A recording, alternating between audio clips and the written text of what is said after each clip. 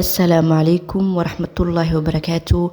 Dhammaan daawadayaasheena sharafta leh ee ku xiran janalkeena, soo dhawaada walaalayaal, ku soo dhawaada maalin cusub iyo muuqaal cusub iyo rajo iyo hidadiilo aan Ilaahay subxaanahu wa tacaala ka leenahay in uu noo rumeeyo riyooyinkeena adduun iyo aakhirana uu meel wanaagsan Ilaahay subxaanahu wa tacaala na geeyo.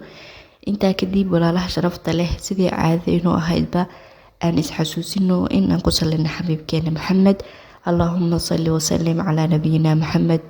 Ilaahayow adaan kugu mahadinay oo kugu shukrinay, na siiyey nimcooyin fara badan, noo suurtageliyey in aan hadalno oo nagoo caafimaad qabno. Ilaahayow intii xanuunsanna xanuunka ka dulqaad. Alxamdulilaahi daa'iman wa abadaa. Walaalaha sharafta leh, waxaan rabaa maanta inaan idinla wadaago qisooyin cajiib ah, kuwaas oo laga arkay istighfaarta ama qofka Ilaahay subxaanahu wa tacaala inuu toobad keeno oo uu dhaho Ilaahayow ii dambi dhaaf, ama carabi ha ku dhaho ama Soomaali ha ku dhaho, qofba siduu awoodo inuu Ilaahay subxaanahu wa tacaala ku baryo oo uu weydiisto inuu dunuubta ka dhaafo. Waayo waxyaalo badan oo mar walba aad ku duceysatid ama mar walba waxaad Ilaahay ka rajaysid, waxaa laga yaabaa in ay ka hortaagan tahay dambi aad samaysay. Marka in aad Ilaahay weydiisato dambi dhaaf aad ayay muhiim u tahay, si adduun iyo aakhiraba uu Alle subxaanahu wa tacaala noogu naxariisto. Haddaba qisadeena koowaad ee maanta aan idinla wadaagi doono waxay ku saabsan tahay gabadhan. Waxay tiri muddo 17 sano ah waxa uu waswaasin jiray shaydaan, oo waxay tiri shay walbo aan qabto shaki ayaa iga gelin jiray. Haddii aan weysaysto, tusaale ahaan gacanta markii aan dhaqo, waxaan isleeyahay 2 miyaa dhaqday, 3 miyaa dhaqday, si sax umaada dhaqin ku noqo. Wax walbo iyo tilaabo walbo aan qaado, waxay tiri waswaas ayaa idaba taagnaa. Nolosheedu idil waxa ila qaatay waswaaskaas. Xitaa salaada markii aan galo, waxay tiri waxaan arkayaa anigoo alxamdu akhriyay, waxaan isleeyahay miyaad ka booday ahayd mise waad dhamaysay, haddana waa ku soo celinaya.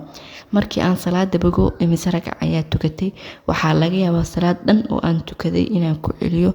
Waxay tiri waswaas ayaa aad ii dhibay, laakiin markii aan arkay faa'iidada iyo fadliga ay leedahay istighfaarta, weliba waxaan u akhriyay ayay tiri astaghfirullah alladhi laa ilaaha illaa huwa alxayyul qayyuum wa atuubu ilayh. qaabkaas ayaan u akhriyay maalintii kaliya. waxaan akhrinay ayay tiri 500 mar ayaan dhahay astaghfirullah alladhi laa ilaaha illaa huwa alxayyul qayyuum wa atuubu ilayh. waxay tiri isbuuc gudihiis Ilaahay subxaanahu wa tacaala waswaaskii 17 sano hayay ee aan wax walbo adduun iyo aakhiraba shay walba aan qabsanayo, waxay tiri waswaaskaas ayaa iga haleyay. wuxuu iga dhumiyay waqti badan oo nolosheedii ka mid ah. shayga ma samaysay.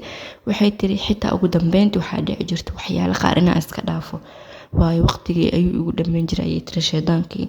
laakiin isbuuc markii aan wada istighfaarta oo aan dhahay astaghfirullah alladhi laa ilaaha illaa huwa alxayyul qayyuum wa atuubu ilayh, waxay tiri gebi ahaanba waswaas maan arkin.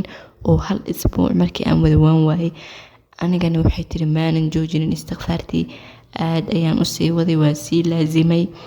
markii aan sii laazimay, waxay tiri waxaa jirtay shaqo aan in muddo araadin jiray oo igu adkeed. shaqadaasna Ilaahay subxaanahu wa tacaala waa iigu fududeeyey oo waa uu ii fududeeyey. waxay tiri mar hore ayaan CV geystay. dadkii aan CV-ga u geystay markii aan geysanayay, waxay dhaheen haddii aan aragno qof booskan ka baxay waan kula soo wadaagaynaa. waxaa la ii sheegay ayay tiri in xitaa aan CV-gayga la furin oo aan la fiirinin. waxaa laga joogay tiri muddo 2 sano ku dhow meel aan CV iska geystay oo aan ka quustay, oo aanba islahaynba meeshaas inta maanta lagaa soo waco laga dhihi doonaa shaqada waa ku diyaar. waa ka quustay ayay tiri meeshaas. xitaa waan iloobay. taleefon ayaa ii soo dhacay ayay tiri heblaaye ma tahaa meeshaas 2 sano ka hor ma keensatay CV-ha, maanta ayaa jaaniskaaga soo baxay, dad badan ayaa meesha joogo, waxaa la rabaa imtixaan inaad ka qayb gasho, isku soo diyaari imtixaankaas, dad ayaa kula tartamayo. waxay tiri aniga waxay ila noqotay lama filaan iyo qaadan waayo 2 sano ka hor meel aad tagtay oo lagaa soo daba hadlin oo natiijo aad ka helin in maanta lagu dhaho imow lama filaan ayay igu noqotay. ay tiri istighfaarta ayaan sii laazimay, ilaahay ayaan baryay in imtixaankaas ii fududeeyo, booskaasna igu guuleeyo. waa la gaaray ayay tiri maalintii imtixaanka tijaabada ama dadka laga qaadayo tartanka ahaa. waxay tiri markii aan miiska fadhiistay oo imtixaanka aan sugayay xitaa waxaan akhrinayay ayay tiri istighfaarta oo astaghfirullah alladhi laa ilaaha illaa huwa alxayyul qayyuum wa atuubu ilayh ayaan ku celcelinayay in ilaahay igu sugo kelmadda saxan, iina fududeeyo, iguna guuleeyo booskan. marka waxay tiri imtixaankii ayaan galay, maasha Allah aad ayuu iigu fududaayay. tiri wax dhiba maanan arkin. waa soo noqday gurigeyga ayaan imaaday. 2 maalin kadib waxay tiri waa soo wacay, waxaana la sheegay in aan aniga ku guuleysto booskii aan ku soo baxay, waliba natiijo aad wanaagsan aan kaga guuleystay dadkii imtixaanka la galayay. sidaas ayaa waxay tiri aan ku shaqo bilaabay oo aan shaqadii ku tagay kuna xaadiray. taasina waxay ku dhacday fadliga Ilaahay tuma istighfaarta.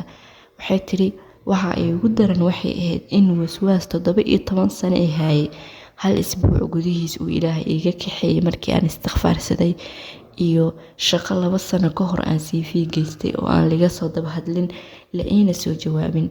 in la ii soo jawaabay imtixaankeeda aan galay oo aan ku soo baxay. waxayna tiri maanta shaqadii ayaan ka shaqeeyaa, waa boos fiican, waa meel mushaarkeeda uu aad wanaagsan yahay, waa meel uu qof walba ku hamin lahaa inuu ka shaqeeyo, laakiin aniga Ilaahay ayaa ii fududeeyay ayay tiri.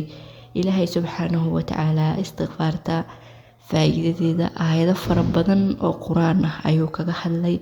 sidoo kale istighfaarta nabiyadii iyo ambiyadii uu Ilaahay subxaanahu wa ta'aala soo diray ayaa istighfaarsan jiray ayagoo dambiyadooda la cafiyay.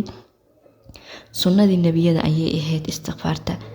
bal dambi uu Allah subxaanahu wa ta'aala kuugu cafiyo istighfaar aad dhahdo astaghfirullah ama ilaahu ii dambi dhaaf ama astaghfirullah atuub ilayh, ayaa laga yaabaa adduun iyo aakhiro inaad ku liibaanto dambi dhaafka aad ku heshay istighfaarkaas iyo faa'iidadii aad ka heshay.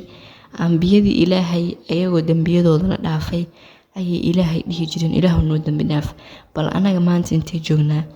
istighfaarta aad ayay muhiim noogu tahay haddii aan nahay dad mu'miniin ah, waayo dambi aad ogtahay ayaad gelaysaa, mid aadan ogeyn ayaad gelaysaa, dambi yar ayaad gelaysaa, dambi weyn ayaad gelaysaa. marka istighfaarta waxyaalaha ducada aan lagu aqbalin ayayd ka mid tahay. waxaa laga yaabaa qof inuu Ilaahay dhaho Ilaahay waxaan rabaa uu Ilaahay in muddo abaryay, qofkaas ducadiisa aan la ajeebin. waxaa laga yaabaa dunuub inuu galay inay jirto qofkaas. ugu horeyn marka waa in aad toobad la imaataa oo aad toobad keentaa si Ilaahay kuugu aqbala ducooyinkaada, si Ilaahay cadaabta kaaga badbaadiyo. waayo haddii aad Ilaahay barido oo aad dambi dhaaf la imaato oo dambi walba aad la imaato aad dambi dhaaf ka weydiisato Ilaahay kuma cadaabayo. waayo Ilaahay quraankiisa ayuu ku sheegay, wuxuuna Allah subxaanahu wa ta'aala yiri وما كان الله ليعذبهم وأنت فيهم وما كان الله معذبهم وهم يستغفرون. marka liibaanta adduun iyo aakhiraba waxay ku jirtaa istighfaarta. Ilaahay dambi dhaaf oo la imow, Ilaahay bari, Ilaahay uu cadaabta iga haydhe. insha Allah Allah subxaanahu wa ta'aala waxaa ka baryaynaa nafteena iyo naftiinaba in uu ka xoreeyo naarta, in uu Allah subxaanahu wa ta'aala u naxariisto kuna casuumo jannatul firdaws. waalidiintiina soo barbaariyay na soo koriyay intana la soo ekeysiiyay Ilaahay subxaanahu wa ta'aala waxaan u weydiinayaa in uu u dambi dhaafo adduun iyo aakhirana meel wanaagsan uu geeyo. rabbi ighfir lii wa liwaalidayya rabbi irhamhumaa kamaa rabbayaanii sagiiraa. waa mahadsantiin walaalaha sharafta leh. muuqaalka laag inoo saara. wassalaamu calaykum.